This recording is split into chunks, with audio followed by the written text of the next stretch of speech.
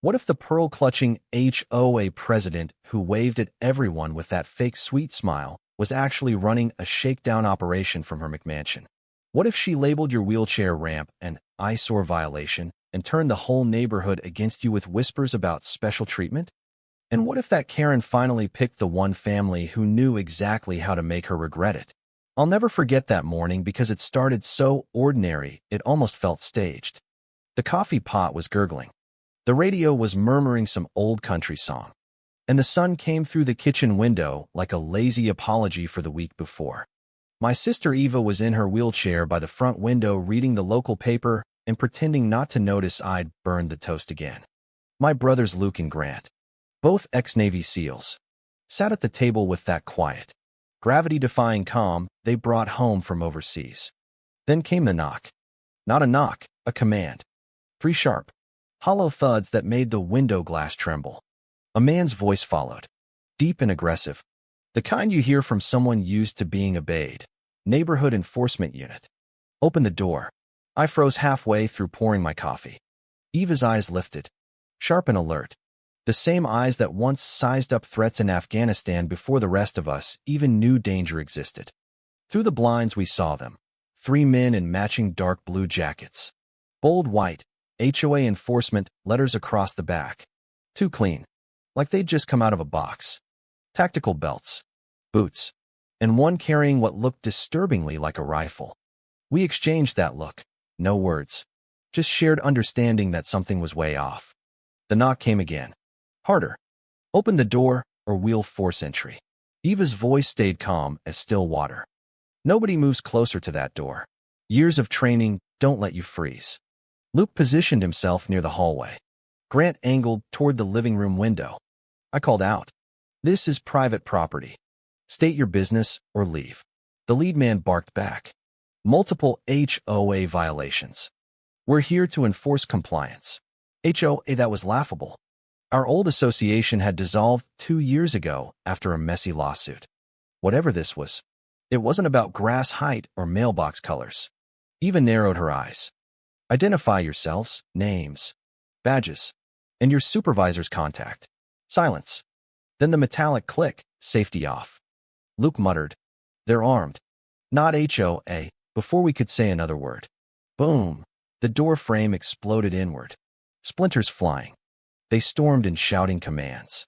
Rifles low but ready. The morning sunlight spilled over their shoulders, turning the scene into some bad action movie. Except the fear in my gut was very real. Luke stepped forward, planting himself between Eva and the men. His voice came out deep, controlled, and deadly calm. You've got about 2 seconds to explain why you just broke into my house. The shaved head brood in front lifted his chin with a smirk that screamed pure Karen energy. You ignored multiple notices. Trash cans left out.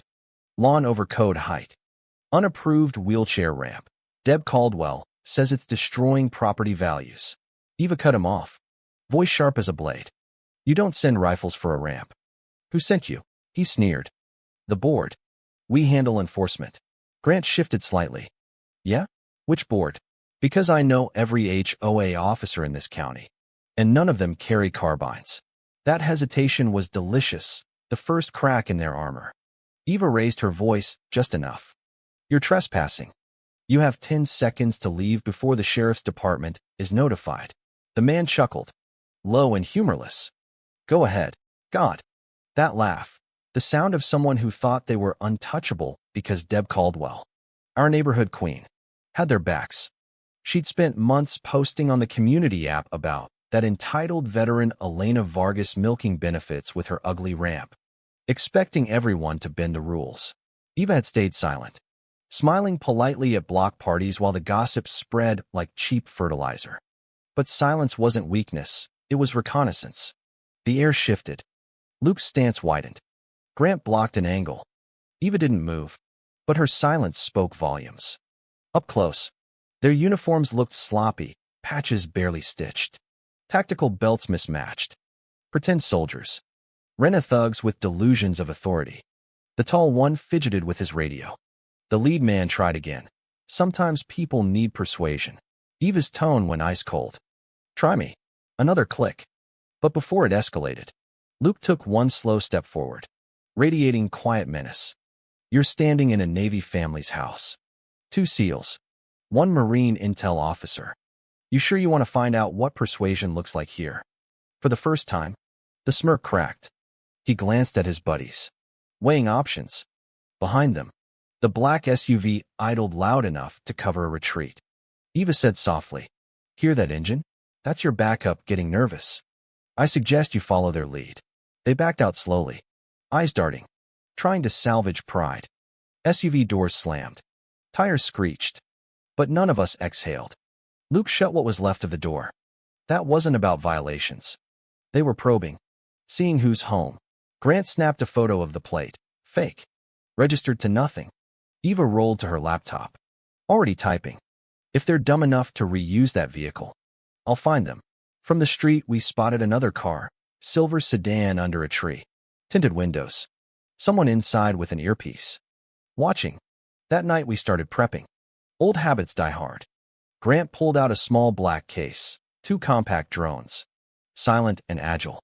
Within minutes, one hovered high over the neighborhood, the other skimming rooflines. The feed showed the black SUV 2 blocks away. Doors open. Men talking around the tailgate. Zoom in. Eva said. There it was, rolled up blueprints. Neighborhood map, with houses circled in red. Ours. Mrs. Carrion's down the block. The Petersons, elderly couple. And the Millers who'd left for Florida. They're targeting the vulnerable, Luke muttered. Eva's voice hardened. They think I'm one of them. Deb Caldwell's been calling me the ramp-ruining charity case for months. Cute.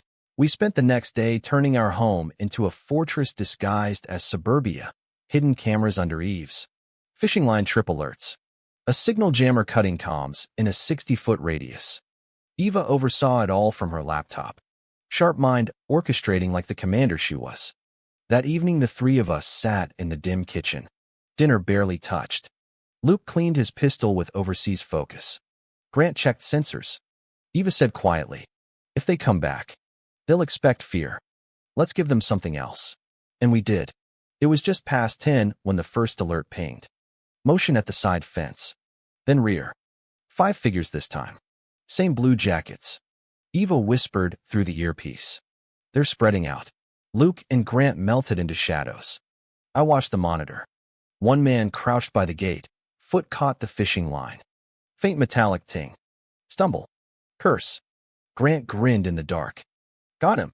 Luke's voice. Let them in. Eva frowned. What? He smiled. All quiet confidence. We want them thinking they're in control. The first one slipped the latch and crept inside.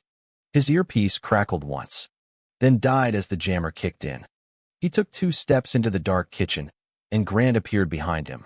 Silent as breath. Arms snaking around the neck. Wrist twisted until the lockpick dropped. A grunt. A thud. Silence. Luke intercepted the next in the hallway.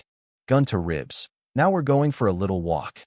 Within minutes 2 intruders were zip-tied in the laundry room. Eva tracked the remaining 3 circling outside. They're confused, she whispered. Good, Luke said. Confused people make mistakes. The next moments were fast. Quiet. Brutal. One came through the side door. Luke grabbed him in a chokehold. Dragged him down. Another rushed the fence. Grant tackled mid-stride. Pinned to the wall. The last tried to run. But Luke's shadow was already behind him. By the time the sedan driver realized and sprinted toward the house, it was too late. His phone flew into the gutter. Luke's voice was ice. Game's over. 6 men cuffed. Lined against the siding under the porch light. Eva rolled forward. Porch light warm on her face. She looked at them like a teacher staring down disobedient students. Why did you come here? Why didn't you knock like decent men? The leader stammered. We were sent. The board. Eva's eyes narrowed. Deb Caldwell told you to break into a disabled woman's home. He swallowed. It was just an order. Grant said flatly. Orders don't excuse bad choices. Luke stepped closer. Voice low but sharp. You had 6 chances to stop before you stepped through that door. No one spoke. The wind picked up. Cool and salty. Eva's tone softened but hit harder. My brothers fought overseas. They came home thinking they'd left intimidation behind. Turns out it just wears better suits here, or fake blue jackets. The leader tried to speak, but Luke cut him off. You're taking a message back to whoever sent you. This house is off limits. No more letters. No late-night visits. No intimidation. Next time we won't be polite. Eva added. And for what it's worth, the sheriff is on my side. Their eyes went wide. Slowly they dropped the jackets onto the wet grass. Bold letters shrinking under the light. When they walked away, it was quiet except for tires fading down the street. But peace didn't return. The next morning the jackets were gone. Someone had taken them. A cigarette, but still warm near the mailbox. Watching eyes behind curtains. Later that day, Eva got a voicemail. Unfamiliar voice. Calm. Almost friendly.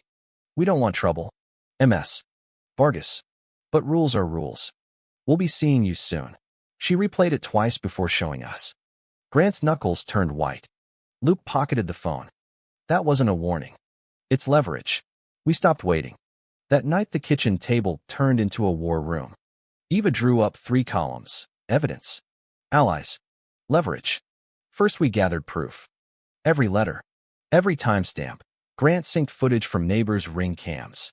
Luke interviewed old HOA members who'd left after financial irregularities. Turns out the board wasn't even elected. It was a handful of people, led by Deb Caldwell, who'd kept the structure alive to funnel fines into a private account. Deb's Facebook posts were gold, just reminding everyone that certain residents think they're above our beautiful community standards. Looking at you. That ramp eyesore. Think of the children and property values. Dear, the hypocrisy dripped like cheap syrup. Dark humor at its finest. She'd smile at block parties while her enforcement unit broke doors. Then came the allies. Mrs. Carrion, whose garden had been bulldozed over a zoning violation that was really just pink roses. The Petersons, fined for their ramp installation because it clashed with the aesthetic. The Johnsons, threatened with foreclosure over unapproved exterior paint, beige only. Darling. For harmony. They all had stories. We started connecting them. Finally, leverage, the one thing bullies fear most, daylight. Grant met with a local reporter, young guy named Tyler, who specialized in community corruption. Over diner coffee, Grant slid a manila envelope across the table. Photos, statements, video clips. This isn't a neighborly dispute, he said. It's an organized racket run by Deb Caldwell. Tyler whistled low. If even half of this is real, it's front-page material. Meanwhile, Eva called an old contact, a veterans' rights attorney named Carla. She listened quietly, then said, document everything. If they show up again, don't stop them. Every step is a nail in their own coffin. The next week, we didn't wait long. A white van crawled down the street first. Then 2 HOA trucks. Same blue jackets plastered on the sides. And behind them, Deb Caldwell herself, tall, slick-back blonde hair, designer sunglasses. The kind of smile you only wear when you think laws don't apply. She strutted up the driveway flanked by 6 enforcers. We're here to conduct a property inspection, she announced in that sugary voice. Refusal will result in fines. I opened the door just enough. You stepped 1 foot on this property. You're trespassing. Deb smirked. We'll see about that. She nodded. 2 men advanced. But not this time. Across the street, Mrs. Carrion stood on her porch. Phone up. Recording. Smile for Channel 7. Deb. More neighbors emerged. Phones in hand. Inside, Eva tapped her Bluetooth. They're trespassing. Sheriff dispatched. Within minutes, 2 cruisers rolled up. Lights flashing. Deputy Torres stepped out. Mountain of a man with no patience for nonsense. What seems to be the problem? Deb straightened, trying to sound official. This is HOA business. Torres held up a hand. Unless you have a court order, you're trespassing. Step off the property. Color drained from Deb's face. Phones were filming. People whispering. Grant stood beside the door, arms crossed, calm as granite. Deb tried one last jab. This isn't over. Eva wheeled forward, voice clear as glass. No, Deb, you're right. It's not over, because after today, every person in this town will know exactly who you are and how you've been pocketing their fines while preaching standards. Torres gestured toward the trucks. Leave now. They did. And as they left, quiet, satisfied applause rippled down the street, the kind that means the tide has turned. 3 days later, Deb's smirk stared back at her from the front page of the county newspaper under the headline, HOA President's Armed Shakedown Sparks Community Outrage. The story went viral. Local news stations ran it. Mrs. Carrion's video hit 500,000 views in a day. For the first time, Deb wasn't the hunter. She was the hunted. The air felt lighter, though no one said we'd won. Luke sorted through emails, 3 law firms offering pro bono. Grant assembled a thick binder of evidence, fake citations, harassing notes, property damage. Eva placed her hand on it. This isn't just for me. It's for everyone, they pushed around. A week later came the town hall meeting. Parking lot full. Standing room only. Deb and 2 allies sat at the front table, pale and sweating. The microphone squealed once before Mrs. Carrion's voice rang out. We've all seen the footage. We've all seen what this board has become. The room erupted. Someone shouted, "Enough is enough." Luke stood next. We're calling for an immediate vote to remove the current board and elect new members tonight. Deb's attorney tried to object, but Grant stepped forward. Voice firm. We have the signatures. Majority rules. Hands shot up, dozens. Then hundreds. The count wasn't close. Deb was done. Her mask cracked right there. But the rules. My rules. You ungrateful people. The room laughed. That's satisfying. Laugh while mad kind of laugh. 2 months later, Deb and her crew faced civil and criminal charges. Trespassing. Harassment. Fraud. The county opened a full investigation into the HOA's finances. The neighborhood enforcement unit dissolved. One crisp autumn evening, the 3 of us sat on the porch. The air smelled of wood smoke. Kids laughed down the block. Eva smiled faintly. Feels different now. Grant leaned back. Feels free. Luke sipped his coffee. They thought they could scare us. They forgot we don't back down. We sat there saying nothing, just listening to the neighborhood breathing again. For the first time in months, it sounded like home. And somewhere across town, Deb Caldwell opened her mailbox and found the first of many court summons waiting. Justice doesn't always come loud or fast, but when it comes clean. Neighborhoods aren't supposed to be run like mini dictatorships by Karens hiding behind rules. Eva showed us that when bullies in blue jackets or pearl necklaces push too far, the smart play is patience, proof, and exposing them under the bright lights. The real satisfaction? Watching power-hungry frauds lose everything they tried to steal from others. Stand up before they break your door down. What would you do?